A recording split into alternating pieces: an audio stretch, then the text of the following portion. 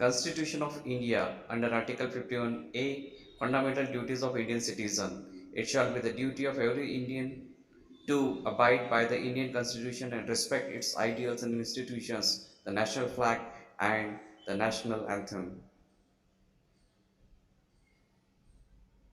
Cherish and follow the noble ideals that inspired the national struggle for freedom. Uphold and protect the sovereignty, unity, and integrity of India.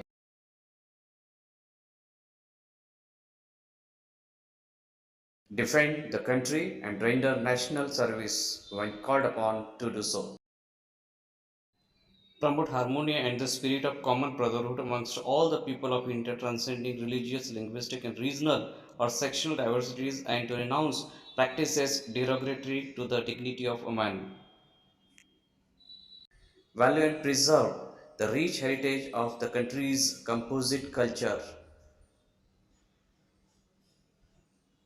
Protect and improve the natural environment, including forests, lakes, rivers, and wildlife, and to have compassion for living creatures.